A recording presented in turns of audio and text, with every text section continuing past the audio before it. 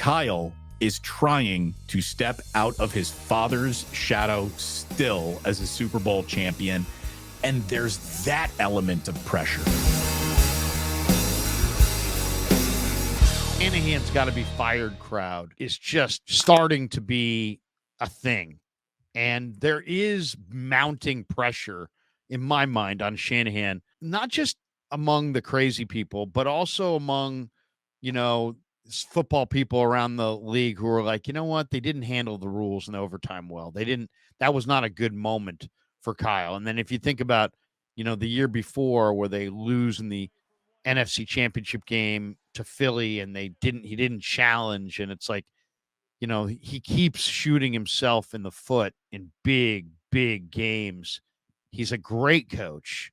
He's got an offense that absolutely produces points and works. He's as respected as any coach in the game almost, outside of Andy Reid maybe. If there were a coach draft, I think he's a top 3 pick for sure. So he's established and in some ways, very, very safe. But the criticism around him is getting louder because the fuck ups in the big games are getting more pronounced. This we didn't know the rules in overtime thing, and we wanted it third, and multiple players saying, we never talked about it. It's like that was not Kyle Shanahan's best moment. No. And I wonder if there'll be some groundswell of anti-Shanahan if things don't go well this year. Hey, I had Mike Sando on Monday, and he alluded to this too, just saying, eventually winning coaches lose their locker rooms.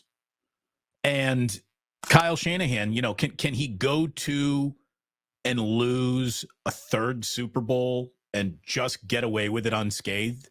That's a big ask. It really is. Think about it too. Not only has he lost 2 Super Bowls, that definitely could have won, but he also traded 3 number 1 draft choices for a quarterback who was a bust. Yeah. They had to offload for a 4th round pick. Kyle Shanahan, if he weren't such a good coach, would have absolutely been undone by some of his worst moments. You better keep reaching Super Bowls if you're going to survive some of the massive mistakes that he's made. The vacuum that he lives in, Larry's fascinating.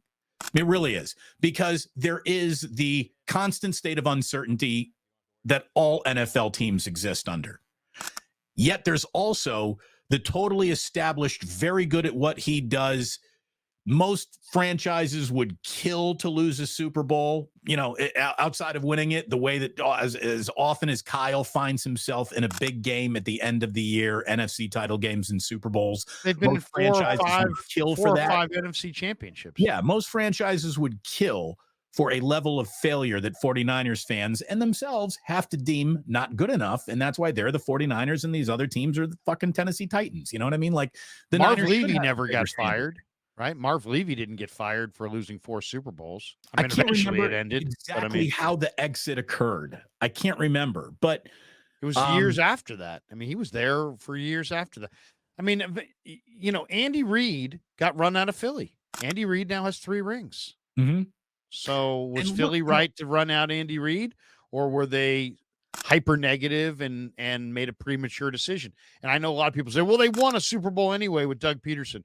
Okay, they won 1. Right, and he's Doug gone Peterson. And he's gone. But they won 1 with Peterson. Andy Reid was there for 13 years, didn't win any, now has won 3. Did they make a good decision getting rid of Andy Reid? You know what I mean? I don't know. I would say no. So it's all of the real stuff about the NFL that we know, the real pressures of being a head coach. There's all of that on Kyle Shanahan. He exists in this space of incredibly secure based on how much ownership believes in him, yet locker rooms, fan bases, all wanting more, maybe tired of coming up short. There's that. And then there's the whole fact that Kyle's got to look in the mirror. And every single man that I've ever met measures the length of his own shadow in comparison to his father's first. Right? There's other men you're competing against other men in the entire world, but there's only one man who will always be rooting for you, and it's usually your father. and you're still competing against him. And Kyle is trying to step out of his father's shadow still as a Super Bowl champion. And there's that element of pressure, which might keep him up at night more than the other elements of it. Because and then you wonder about it. You say keep him up at night. That also jogs the thought. I think it's pretty clear that Kyle, these losses sit with him. I mean, why is Trent Taylor here after they muffed a punt in the Super Bowl? You know what I mean? It's like sometimes you get the feeling that it's like, when they lose, he's like, we can't lose that way again. So it's like I don't care about a explosive returner. Get me Trent Taylor. Give me somebody back there who I know is going to catch the ball. And so I think in a lot of ways you can kind of see that the losses kind of are sticking with them. Thanks for watching. Tune into the Damon Bruce Show live on YouTube every weekday at 2 p.m. Eastern, 11 a.m. Pacific.